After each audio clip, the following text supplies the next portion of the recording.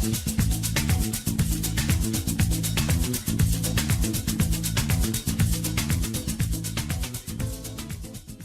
5th generation Altima debuted for the 2013 model year, and Nissan didn't let it simmer too long before introducing a mid-cycle refresh for the 2016 model year. The refresh is mild at best, consisting of a revised front fascia with Nissan's V-Motion corporate face and swoopy curves that mimic the Maxima's.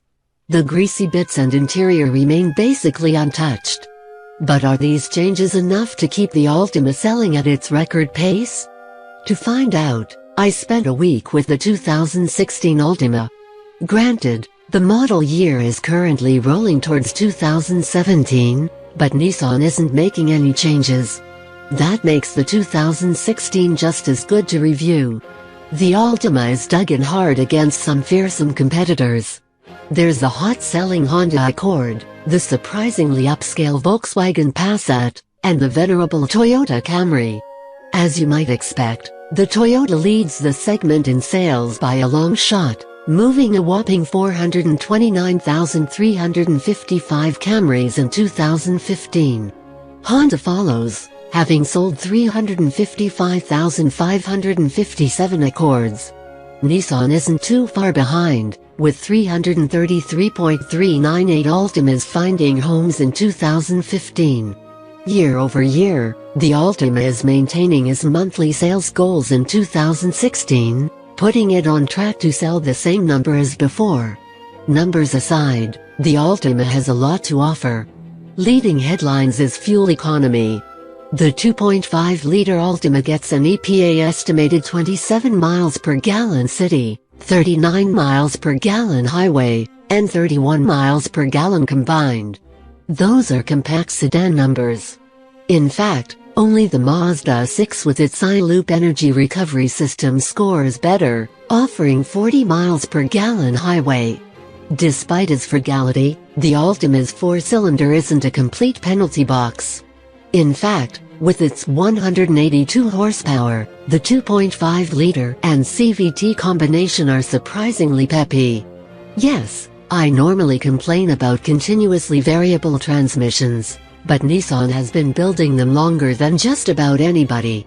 It seems it has finally eliminated the rubber banding effect that plagued CVTs of the past. So, the 2016 Altima has a new face and some impressive fuel economy numbers. But what else does Nissan's mid-level sedan have to offer? Keep reading to find out. Exterior: Nissan's design team took out their straight-edged rulers for the 2016 mid-cycle refresh. Looking at the 2016 side-by-side with the 2015, the differences are clear. The 2016 S front end is far more sculpted and angular, now wearing Nissan's V-Motion grille with sharper lines on the bumper, hood, and within the headlights. Whereas the previous Altima looked like your aunt's leftover Thanksgiving pound cake wrapped tightly in plastic wrap, the 2016 Altima looks more like your cousin Brad's face when he rides his crotch rocket sans helmet. From the A-pillars to the D-pillars, nothing changed. The rear of the car, however, sees more tightening and lifting.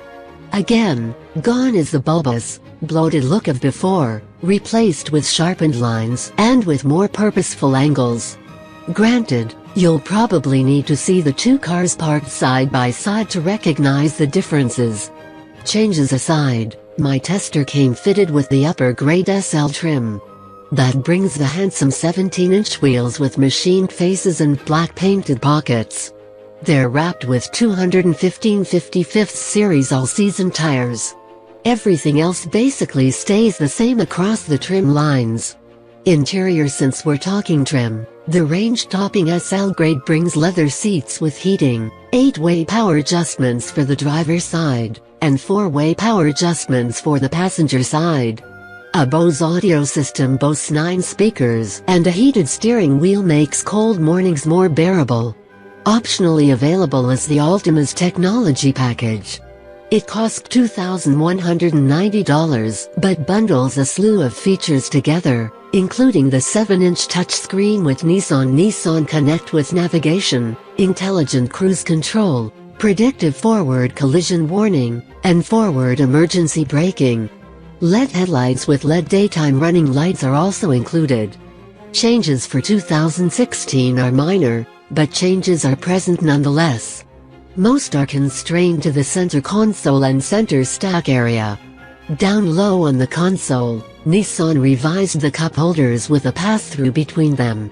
Nissan says this helps accommodate coffee mugs with large handles.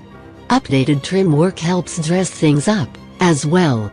Above, the center stack has a revised satin chrome accent piece that wrapped under like a big U. Pretty much everything else carries over unchanged. Drivetrain as mentioned before, this car is equipped with the standard 2.5-liter 4-cylinder. A 3.5-liter V6 is available, but cuts efficiency down to 22 miles per gallon city and 32 miles per gallon highway, while adding 88 horsepower and 71 pound-feet of torque. The Altima probably isn't the first choice of most performance sedan seekers, so most customers will stick with the 4-cylinder. The all-aluminum engine features port fuel injection and natural aspiration, meaning it's missing modern tech like direct injection and turbocharging. Nevertheless, it still generates 182 horsepower at 6,000 RPM and 180 pound-feet of torque at 4,000 RPM. Nissan has become known for its obsession with continuously variable transmissions. One look at the Altima's EPA fuel economy estimates justifies that. The CVT does wonders for keeping the 4-cylinder humming perfectly in its power band, generating power without killing fuel consumption. Its operation is smooth while not being rubbery or numb. It offers a much improved character over previous generation CVTs I've sampled. For customers looking for niche market powertrains, Nissan is a no-go. The Altima does not offer a hybrid model, not that it really needs to, nor does it have the option of odd. Forget about a turbodiesel. Still, the 2.5-liter equipped Altima does a good job at being a car without robbing customers at the gas pump or penalizing them with a poor driving experience. It's no sports sedan, but the Altima isn't terrible.